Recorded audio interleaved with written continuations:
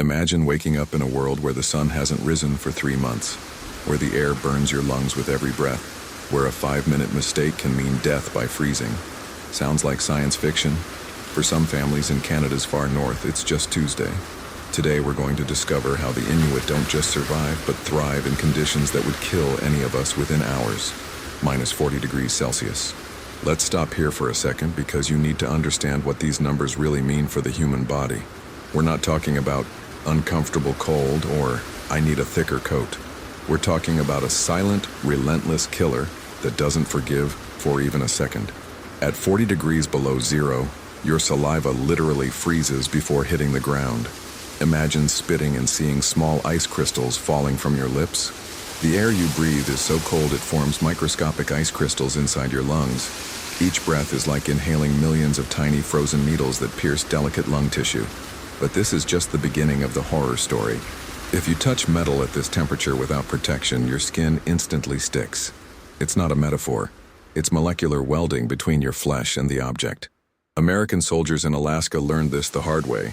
Tongues stuck to rifles, hands welded to doorknobs.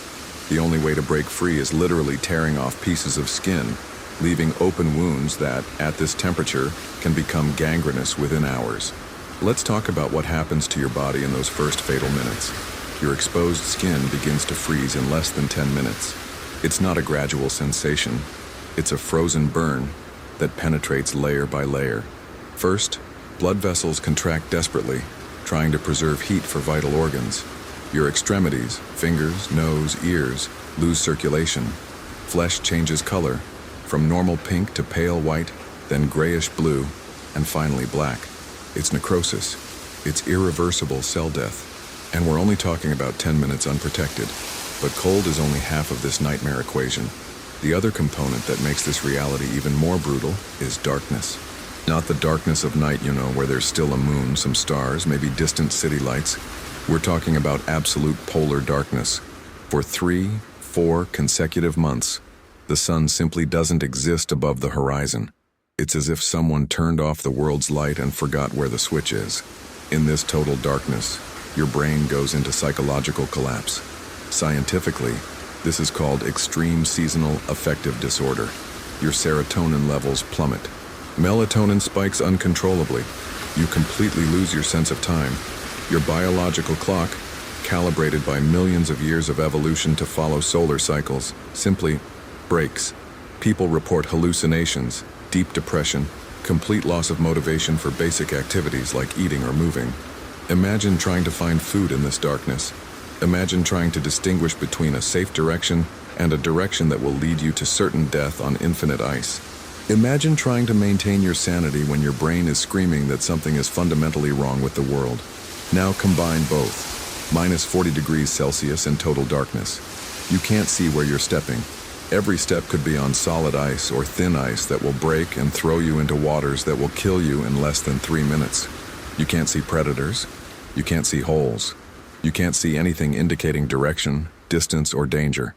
To contextualize this impossibility, Antarctica, considered the planet's most inhospitable place, has scientific stations with cutting-edge technology, artificial heating, freeze-dried food, satellite communication equipment, and even so, trained scientists die regularly, and they stay only a few months with complete technological support. The Inuit have been doing this for 4,000 years, without modern technology, without external communication, without emergency rescue. Entire generations were born, grew up, reproduced, and died under these conditions that would kill any of us within hours. Entire families, including small children, elderly people, pregnant women, all surviving in conditions that our military survival manuals classify as incompatible with prolonged human life. While you need air conditioning when it's 30 degrees, heating when it's 15 degrees, special clothes when it's 5 degrees, there's an entire people who transformed minus 40 degrees in total darkness into home sweet home. This is the challenge that defies not just logic, it defies everything we think we know about the limits of human endurance. First of all, let's destroy the first myth. They are not Eskimos. That word doesn't even exist in their language. Eskimo was a pejorative term invented by neighboring tribes that literally means raw meat eaters, an attempt at insult that became a Western stereotype. The real name, the name they chose for themselves, is Inuit, and it simply means the people. But what people are these who chose to live where life itself seems impossible?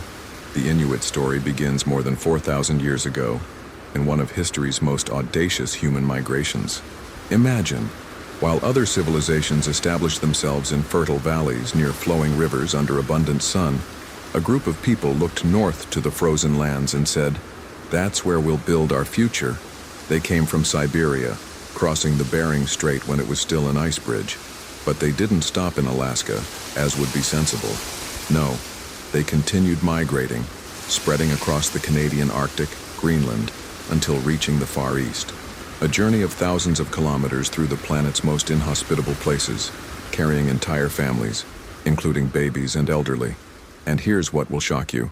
They weren't running from anything. They weren't climate refugees or political exiles. They deliberately chose to live where no other people could survive. It was a strategic, almost militaristic decision to dominate territory no one else wanted, ensuring they would never be invaded, never be disputed, never be conquered. Today, the Inuit aren't a single people, but a family of interrelated cultures. You have the Inupiat in Alaska, the Inuit proper in Canada, the Kalaallit in Greenland. Each group developed specific adaptations for their particular environment. The Netsilik, for example, are masters at hunting seals through ice. The Caribou Inuit specialize in following caribou migrations. The Copper Inuit discovered how to work native copper at impossible temperatures. But what they all share is a characteristic that defies our understanding of human nature. They are genetically optimized for the impossible. Recent scientific studies discovered that the Inuit possess specific genetic mutations that other peoples don't have. Their bodies produce more body heat, burn fat more efficiently, and maintain blood circulation in extremities even when anyone else would have already lost fingers to frostbite. But genetics is just the first chapter of the story. The second chapter is even more impressive: knowledge. The Inuit developed a knowledge system so sophisticated that modern universities still study their techniques. They know how to read weather through wind nuances that meteorologists with million-dollar equipment can't detect. They can navigate through completely white landscapes using reference points invisible to us. The specific texture of different types of snow, the echo that sound makes against different ice formations, even the scent that different wind directions carry. They are intuitive engineers who build thermally perfect structures using only ice. They are marine biologists who know seal behavior better than scientists with decades of research. They are community psychologists who developed social systems capable of keeping groups together during months of total isolation. They are artists who transform animal bones into surgical precision tools. And perhaps most impressive, they are natural pedagogues. All knowledge is transmitted orally, from generation to generation, without losing precision. An 8-year-old Inuit child knows more about Arctic survival than a special forces soldier trained for cold weather combat. Their social system is built for collective survival. There's no private property in the Western sense. Everything essential for survival belongs to the community. If a hunter succeeds, the entire village eats. If a family loses their igloo to a storm, the entire village rebuilds. If someone gets sick, the entire village cares. It's functional Arctic socialism for millennia. They are also masters of sustainability before this word existed. Nothing is wasted. Absolutely nothing. Animal meat becomes food, fat becomes fuel, skin becomes clothing and shelter, bones become tools and weapons. Even blood is used as binding to glue different materials. It's perfect circular economy applied to extreme survival. These are the impossible survivors, a people who transformed frozen hell into home, who made darkness an ally, who converted isolation into unity, who turned scarcity into abundance through knowledge, cooperation, and deep understanding that survival isn't individual, it's collective. They aren't just people who survive in the Arctic. They're living proof that there are no limits to human adaptation when knowledge, community, and respect for nature meet. Close your eyes for a moment and try to imagine the most isolated place you've ever visited. Maybe a deserted beach, a rural road, a mountain trail. Now multiply that isolation by 1,000, by 10,000, because not even your wildest imagination can capture the absolute vastness of the Canadian Arctic that the Inuit call home. We're talking about Nunavut, a territory occupying 2 million square kilometers. That's almost a quarter of all Brazilian territory concentrated in a region where the average annual temperature is minus 20 degrees Celsius. To give you a sense of scale, it's an area larger than all of Mexico with a population smaller than a medium-sized city. There are more people living in your neighborhood than in this entire gigantic territory. Imagine waking up one morning and looking out the window. But there's no window. There's a small opening in your ice shelter. And what do you see? Nothing. Literally nothing. Just white extending to infinity in all directions. There are no trees to break the horizon. No mountains to orient your vision. No rivers, roads, buildings, signs, nothing indicating civilization or even life. It's like being on the surface of another planet. A planet made entirely of ice and wind. The ground beneath your feet isn't Earth. It's permafrost. Permanent ice that goes down 300 meters deep. Ice that never, at any time of year, completely thaws. It's like living on a floating ice platform in the middle of a frozen ocean, because that's exactly what it is. You're literally walking on solid water that could break at any moment, sending you to the frozen depths of the Arctic Ocean. And the silence. Arctic silence isn't like any silence you've ever experienced. It's not the quiet of city dawn where there's still distant traffic hum, air conditioner drone, occasional dog bark. It's silence so deep you can hear your own heart beating. You can hear blood running through your veins. It's silence that makes you question if you really exist, if you haven't died and are in some kind of frozen limbo. But this deadly silence can be instantly broken by the most terrifying sound nature can produce. Arctic wind. It's not wind that sways trees in the park. It's wind that cuts like blades, carrying ice crystals at speeds of 100 kilometers per hour, transforming each snow particle into a microscopic projectile that pierces any exposed skin. When this wind arrives, visibility drops to absolute zero. It's like being inside a giant washing machine full of white cotton. You can't see your own hand stretched in front of your face. And at this moment, if you're 50 meters from your shelter, you can die lost literally next to your own home. People have died frozen 20 meters from safety because they couldn't find the entrance to their own igloo during a blizzard. The landscape constantly changes, but always remains the same. Wind sculpts snow dunes that appear and disappear overnight. You can leave to hunt in the morning following a route you've known for years, and return in the afternoon to discover your familiar landscape has been completely redesigned by wind.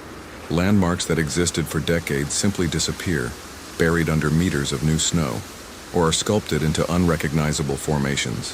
During polar darkness months, this scenery becomes even more surreal. There's no sunrise to orient your internal compass, no shadows to indicate direction. Sometimes the only available light comes from Aurora Borealis, but this light dances, changes position, creates shadows that move, making your own perception of space and movement completely unreliable. And then there are sounds that shouldn't exist but do. Ice talking. Literally. When ice plates expand and contract with temperature changes, they produce sounds ranging from low, prolonged moans to high, sudden cracks that sound like rifle shots. It's as if the planet itself is complaining, protesting against its own existence under these impossible conditions. The dangers are invisible and deadly. Ice cracks that can open without warning, swallowing an entire person in seconds. Toxic gases that occasionally escape from decomposing permafrost. Sudden weather changes that can drop temperature 20 degrees in minutes. Predators, polar bears that camouflage perfectly in snow, moving in absolute silence until they're close enough to attack. In this scenario that defies all logic of human habitability, where each day is a battle for survival against elements that seem to actively conspire against life, entire communities exist that don't just survive, they flourish. Families gathering to tell stories, children playing in snow, couples falling in love under Aurora Borealis, elderly people who live decades under these conditions and die peacefully of old age, not cold. This is the impossible scenario that the Inuit transformed into home sweet home. Forget everything you think you know about igloos. Get that cute cartoon image out of your head, with a polar bear family living in a round little ice house. Because what the Inuit created isn't an ice house, it's one of the greatest thermal engineering masterpieces in human history. Technology so sophisticated that modern engineers still study its principles to develop industrial insulation systems. Imagine you're a NASA engineer and your boss comes to you with this challenge. I need you to build a shelter that maintains 16 degrees Celsius inside while it's minus 40 outside. You have only one tool, a saw, and only one material, snow.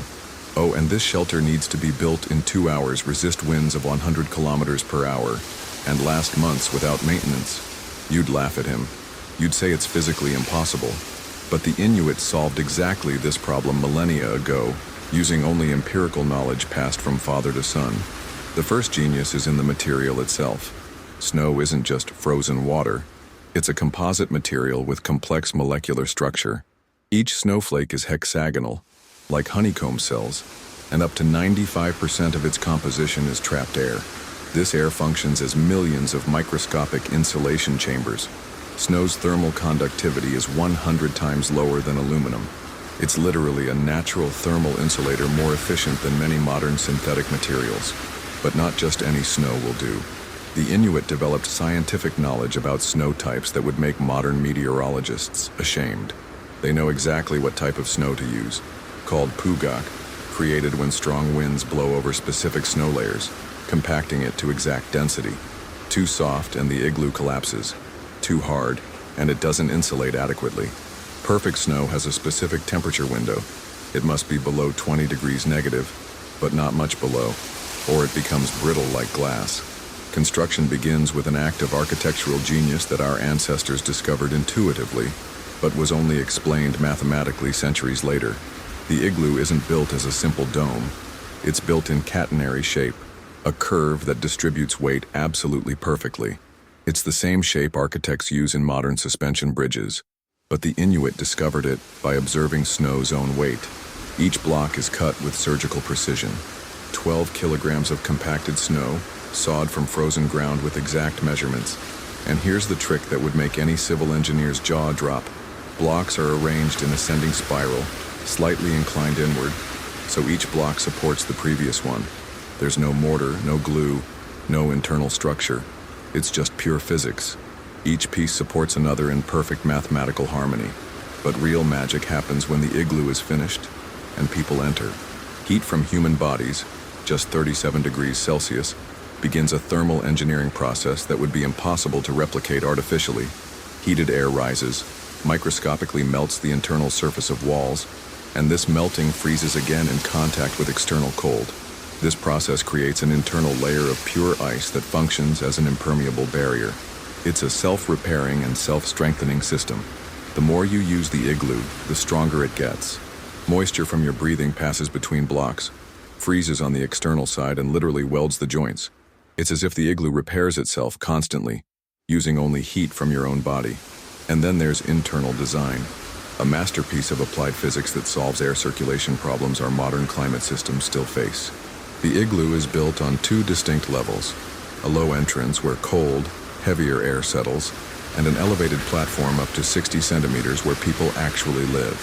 Warm, lighter air naturally rises and concentrates in this upper area, creating a natural convection heating system that works 24 hours a day without any external energy.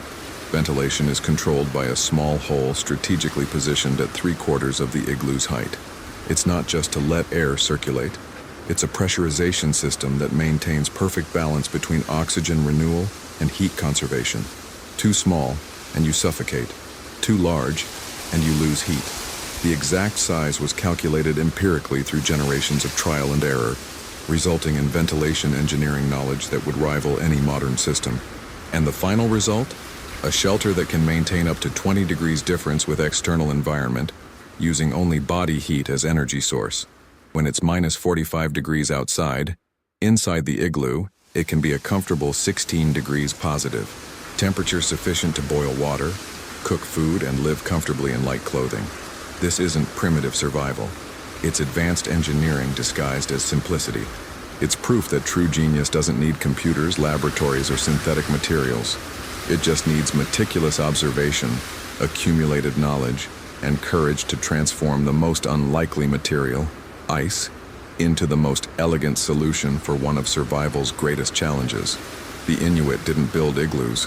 They invented sustainable thermal architecture millennia before this expression existed: fire in ice. These three words together defy all logic. It's like saying dry water. or luminous darkness. But in the Inuit's impossible universe, fire doesn't just exist in ice. It's the difference between life and death, between hope and despair, between humanity and extinction. Imagine trying to light a candle in an industrial freezer. Now imagine that freezer is at -40 degrees, surrounded by winds that cut like razors, in complete darkness, without matches, without a lighter, without anything the modern world considers essential for making fire. Sounds impossible? For the Inuit, it's just Tuesday. The solution to this paradox has a name: Quillik. It's not just an oil lamp, it's a masterpiece of chemical engineering developed over millennia. A piece carved from soapstone a mineral geologists call steatite, but the Inuit know simply as the stone that doesn't break with heat. The genius begins in the material itself. Soapstone isn't common stone. It's a metamorphic mineral composed mainly of talc, with extraordinary thermal properties. It absorbs heat slowly, distributes evenly, and never cracks even with extreme temperature changes. It's as if nature created the perfect material for Arctic survival. But real magic is in the fuel. Forget wood, coal, gas, or anything you associate with fire. The Inuit discovered something modern science took centuries to understand. Animal fat is the most efficient fuel for combustion at extreme temperatures, specifically seal and whale fat. This isn't just any fat. It's highly concentrated liquid fuel, with energy density superior to gasoline. A single spoonful of seal fat can burn for hours, producing enough heat to keep a family warm during an Arctic storm. It's as if each Arctic animal were a walking gas station. The science behind this combustion is fascinating. Marine mammal fat has specific chemical composition, long-chain fatty acids that burn cleanly and steadily, even at low temperatures. It doesn't produce toxic smoke, doesn't generate strong odor, and maintains stable flame even with winds that topple trees. The wick is another work of genius. Made from dry Arctic moss or wild cotton fibers, it needs exact thickness to maintain perfect balance. Too thin, and flame goes out with first wind gust.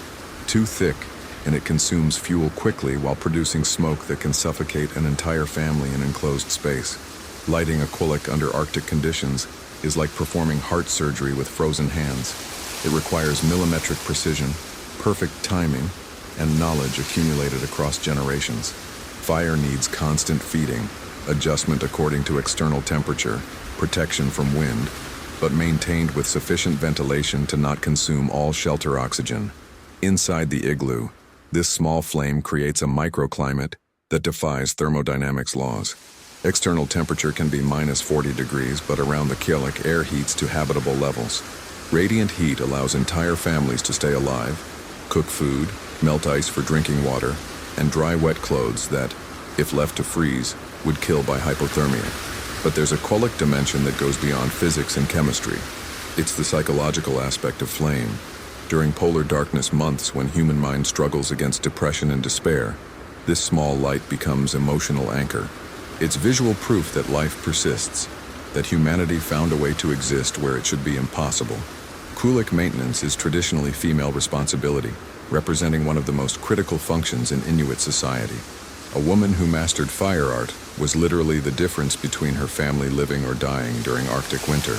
It was applied science, practical chemistry, thermal engineering, all passed from mother to daughter through oral knowledge and constant practice. What makes this technology even more impressive is its total sustainability. Nothing is wasted. Fat comes from animals hunted for food, soapstone is locally available, wick is made from materials collected during summer. It's perfect circular economy applied to extreme survival. This small flame in the middle of infinite ice represents one of intelligence's greatest victories over nature's forces. It's proof that knowledge, observation, and experimentation can transform impossible into everyday. Inuit fire and ice isn't just combustion. It's physical manifestation of human refusal to accept limits. It's science, art, spirituality, and survival condensed into a flame that should never exist, but has been shining for thousands of years in Earth's coldest and darkest place. Hunting in the Arctic isn't a regular activity. It's not an adventure. It's not a hobby. It's a matter of life or death. In a scenario where sunlight disappears for months, the thermometer plunges to -40 degrees, and wind blows so hard it seems to want to tear your skin off. Going out to hunt is a challenge worthy of the greatest epics. For the Inuit, hunting is the foundation of survival. It's not just about food. It's the source of heat, clothing, fuel, and even tools. Nothing hunted is wasted. Every part of the animal has a vital function. Fat feeds the lamps, skin becomes clothing, and bone becomes utensils. It's pure economy of life where everything has value and nothing can be discarded. Now imagine you need to leave shelter, enter a world in complete darkness where temperature is unimaginably low, and walk for hours to known locations waiting for the right moment to capture prey. You'll be alone in white vastness surrounded by deadly silence where the slightest noise can scare prey, and the slightest error can be fatal for you. Inuit clothing are true armor against extreme cold. Clothes made from animal skins meticulously sewn that protect even from the cruelest wind gusts. But even so, energy expenditure to keep body warm is enormous. 1 hour outside shelter can mean the limit between life and hypothermia. Hunting itself requires deep knowledge of Arctic animal behavior. Seals, for example, are hunted through holes in ice where they need to surface to breathe. The hunter must remain motionless, almost invisible, for hours, waiting for the exact moment for the harpoon. One wrong movement, an unexpected sound, and the hunt is lost. Beyond technique, there's constant danger. Predatory animals like polar bears roam the region. Their approach is almost imperceptible, as their natural camouflage makes them invisible in Arctic white. An attack can be fast and deadly. Furthermore, climatic conditions are a constant threat. Snowstorms can arise within minutes, reducing visibility to zero and making it impossible to find the way back to shelter. Many hunters have lost their lives just meters from home, lost in the white sea of snow. Hunting is also a social ritual. Sharing the hunt is sharing life. Food isn't individual property, but belongs to the community. Each piece of meat, each liter of oil is divided to ensure everyone survives. And although the scenario seems like a frozen apocalypse, full of risks, the Inuit developed a deep and respectful relationship with nature. They aren't just hunters, they are guardians of a delicate ecosystem, understanding prey cycles, respecting seasons, and ensuring hunting remains sustainable for future generations. Hunting in the Arctic is therefore a combination of physical resistance, strategic intelligence, courage, and deep respect for life. It's the maximum manifestation of human capacity to transform adversity into survival. Imagine the white vastness before you, uninterrupted, like a frozen and motionless ocean. The only thing that moves are wind shadows traversing this frozen plain, lifting snowflakes that seem like small particles dancing in frozen air. The sensation is being suspended in absolute silence, where each of your steps echoes like thunder's roar in an empty cathedral. You wear thick skins that decades ago would have cost lives to produce. Each seam is handmade, each layer designed to block cutting wind and retain minimal possible heat. Even so, your body seems to spend all fuel quickly, burning fat to maintain stable temperature. 1 minute outside shelter is 1 minute further from life. Silence is broken only by occasional sound of ice crystals crackling, creating a chilling soundtrack for this journey. The horizon, marked only by slight elevations and shadows, acts as your guide. You trust completely in your sharpened senses, detecting the subtlest environmental changes. A strange noise could be a predator, a different smell, wind change, footprint pattern in frozen snow. All are vital signs for your survival. Arctic hunting requires almost superhuman patience. You can't allow yourself any error. The prey you await like seals can disappear in a blink, and error can mean hunger and cold for your entire community. You become part of the environment, almost invisible, waiting for the exact moment to act. When the mind fights against darkness, it faces its greatest enemy, the absence of light that regulates everything we are. In Canada's far north, where Inuit tribes live, this enemy isn't abstract. It manifests brutally during polar night months, when sun disappears for weeks or even months. Without constant sunlight presence, the human biological clock collapses.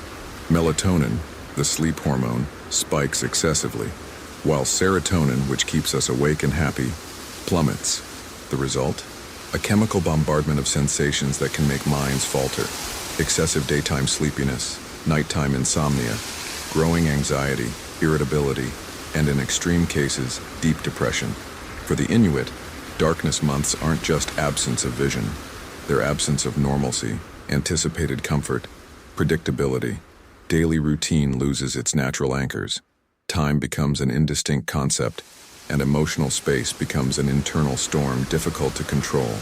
But the Inuit developed over millennia strategies to resist and even thrive in this adverse psychological environment. First, community becomes a shield.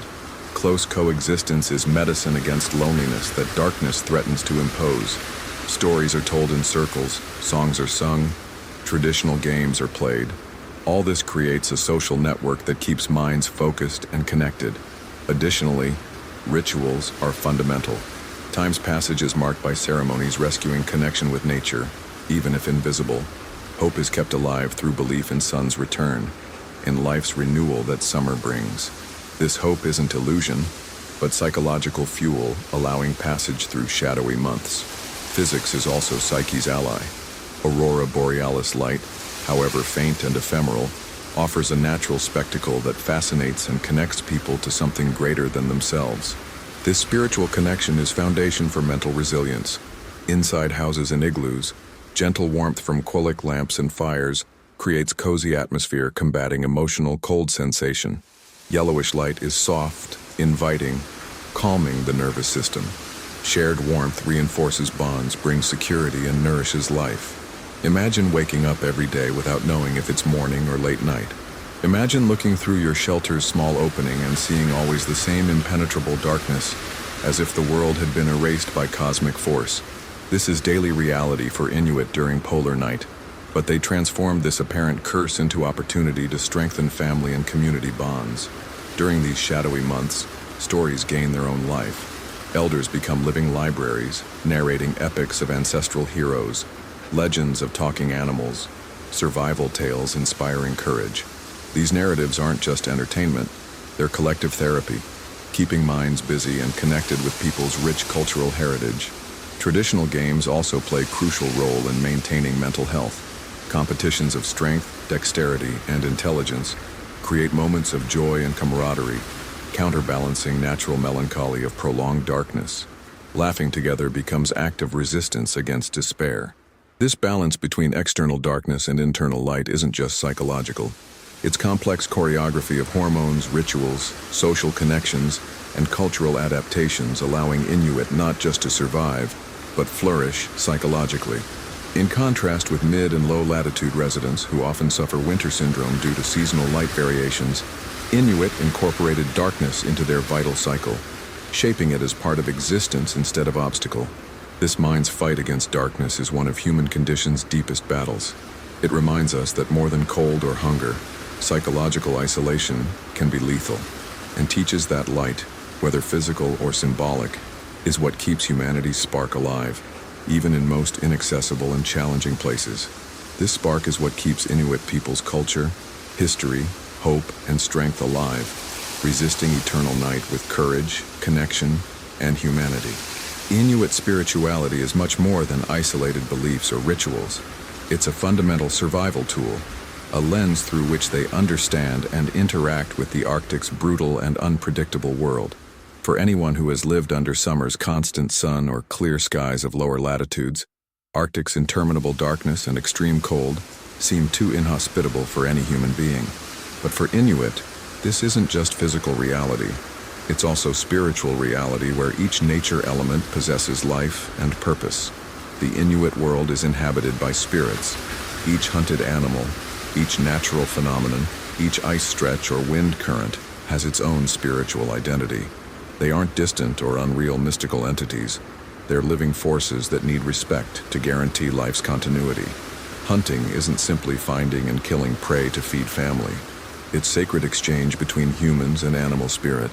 Before hunting, rituals are performed asking permission and expressing gratitude to prey's spirit. This creates balance between human need and deep nature respect. This spiritual relationship strengthens community as whole. Respect for these forces creates rules and conducts governing human interaction with environment, promoting sustainability and avoiding excesses that could compromise ecological balance. Beyond hunting, spirituality permeates daily life. Inuit believe ancestor spirits walk among them, guiding, protecting, and teaching. This ancestral presence strengthens sense of belonging and continuity, fundamental for withstanding extreme adversities. Stories told around fire, myths and legends, serve not just to entertain, but to transmit values, teach survival lessons, and preserve knowledge accumulated over centuries. Furthermore, Inuit spirituality offers method for dealing with fear and uncertainty. In an environment where unexpected can mean death, accepting that forces beyond human control are acting allows active resignation, balance between action and acceptance, preventing despair and strengthening mental resilience. Drum ceremony, for example, is ancestral practice combining music, dance, and spiritual connection. It serves to harmonize community, align energies, and invoke protection against visible and invisible dangers.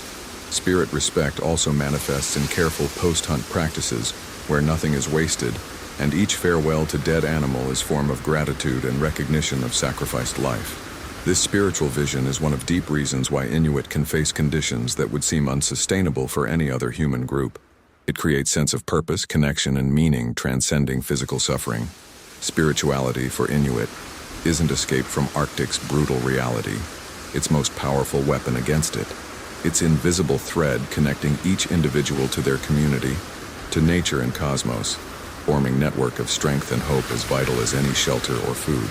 This living spirituality is a profound lesson for modern world, that human survival doesn't depend just on technology or science, but on capacity to connect with invisible, recognize life's interdependence, and embrace humility before forces governing our planet.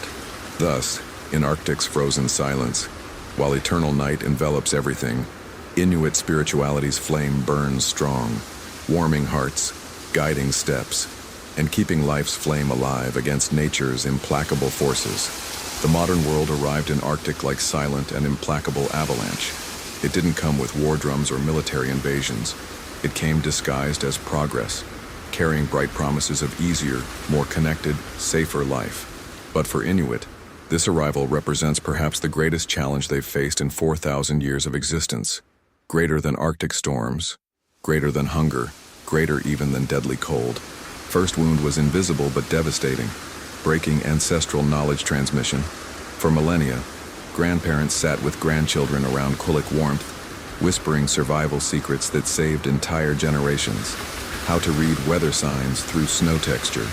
How to distinguish safe ice from treacherous ice just by sound of footsteps. How to find fresh water amid ocean's frozen salt. Today, many young Inuit prefer smartphone bright screens to elders' whispered stories. Knowledge that took 4 millennia to refine is disappearing in single generation. It's like burning entire library, page by page, replacing survival treatises with TikTok videos. But tragedy goes beyond lost culture. Global warming transformed Arctic into battlefield between present and future. Ice that was always eternal, reliable as breathing, is now treacherous. Entire families fall through plates that should support whales' weight, but now break under child's weight. Traditional hunting routes, mapped in collective memory for centuries, simply disappeared. Where before there were solid surfaces to cross, now there's open and dangerous water. Animals, confused by climate changes, altered their migration patterns. Seals appear where they never appeared. Fish disappear from waters where they always were. It's as if planet itself decided to rewrite game rules mid-match, leaving Arctic survival masters lost in their own home. Monetary economy brought another kind of cold, inequalities cold. Communities that for millennia shared everything now divide between haves and have-nots. Families that always hunted together now compete for salaried jobs, often requiring abandonment of traditional practices. Alcohol arrived as anesthesia for transition pain, but brought its own tragedies. Suicide rates skyrocketed among youth feeling lost between two worlds. Ancestral they no longer understand, and modern that doesn't fully accept them. Prefabricated houses replaced igloos, but sink into melting permafrost. Supermarkets brought processed foods, but at cost that can consume entire month's salary. Convenience came with dependence price. Formal education, while valuable, frequently devalues traditional knowledge. Children learn about Shakespeare, but not about stars that guided their ancestors through polar darkness. They know mathematics, but can't calculate wind direction by snow's inclination. Digital connectivity created cruel paradox. Never were Inuit so connected with outside world and so disconnected from their own roots. Youth who can converse with people from other side of planet can no longer converse with their own grandparents in native language. Inuit languages, with their dozens of words for different snow and ice types, are dying. Each lost word is survival concept that disappears. It's like losing specialized tools that can never be recreated. But perhaps most painful loss is confidence. For 4,000 years, Inuit trusted their knowledge, their community, their capacity to read nature. Now bombarded by contradictory information, unpredictable climate changes, and unfulfilled modern world promises, many no longer know what to believe. However, not everything is lost. New generation of Inuit leaders is emerging, determined to create bridges between worlds. They use drones to monitor ice but apply ancestral knowledge to interpret data. They create digital documentaries to preserve oral stories. They teach in schools both modern science and traditional navigation. Some communities are rediscovering that ancestral sustainability can teach modern world much about living in harmony with environment. Their sustainable hunting methods, food conservation techniques, circular economy where nothing is wasted, all are vital lessons for planet in climate crisis. Modern world's price was high, perhaps too high, but there's still time for Inuit not just to survive this transition, but lead it, showing how to honor past while embracing future. Question now isn't whether Inuit will survive modern world, but whether modern world is willing to learn from 4,000 years of wisdom about living in extremes, because extremes are coming for all of us. The lesson we cannot ignore from Inuit peoples goes far beyond simple ability to survive intense cold or eternal darkness. It's lesson about essence of human resistance, about how to face extreme adversities without losing humanity, and above all, about importance of deep connection with nature, community, and oneself. Living in one of planet's most inhospitable places, where life expectancy was dramatically limited and where smallest error could be fatal, Inuit developed way of life challenging all modern conceptions of survival and success. They show us that resisting isn't just keeping body alive, but keeping soul alive. First, Inuit reveal that true resilience is built on accumulated knowledge not caged in books or academies, but pulsing in living experience, passed orally through generations, refined by shipwrecks and storms and infinite nights. This knowledge is multidimensional, involves nature science, survival engineering, community psychology, and spirituality. Each aspect doesn't function in isolation. They form complex and deeply interconnected networks sustaining complete and self-sufficient way of life. Second great lesson is about community importance. In cultures facing extreme environments, individualism is luxury that can be deadly. Inuit survival is collective, sharing food, dividing shelters, caring for elderly, celebrating together are practices maintaining delicate social balance, capable of resisting despair and isolation. This translates into true cooperation economy, where one's success is everyone's success. In world-glorifying solitary hero, Inuit remind us we're essentially social beings, and cooperation is true weapon against any adversity. Third lesson is about environmental relationship. For Inuit, nature isn't resource to be exploited, but sacred and living partner. This vision promotes deep respect and sustainability, preventing ecosystem exhaustion. They teach us that long-term survival depends on harmony and balance with natural world. Pressing message for planet today, facing unprecedented climate crisis. Additionally, Inuit spirituality brings fundamental contribution. It provides purpose and meaning going beyond mere physical existence. Amid interminable winters and constant darkness, finding meaning and hope within oneself and community is what keeps human spirit intact. In global scenario where mental health issues gain increasing attention, Inuit offer ancestral model of how to integrate body, mind, and spirit to face suffering and find strength in human connections and life reverence. Finally, Inuit teach us about adaptability. They didn't just survive for millennia, they evolved alongside their environment. Integrating ancestral knowledge with contemporary technologies, they show tradition and innovation can coexist and strengthen each other. This capacity to reinvent facing challenges is perhaps greatest lesson for any human society, especially in a world where rapid changes seem only constant. Inuit lesson is therefore urgent and powerful invitation. Seek balance between ancestral wisdom and modern science, between individuality and community, between consumption and planet respect. It's call to review our relationship with world and ourselves, to recognize that, like them, we only truly survive when connected, with others, with nature, and with our deepest values. Ignoring this lesson isn't an option. It's essential not just for Arctic people's survival, but for all humanity facing its own darkness in form of environmental, social, and spiritual crises. May we carry this lesson as guiding light, learning from masters of human resistance and finding in their wisdom path to more resilient, human, and connected future.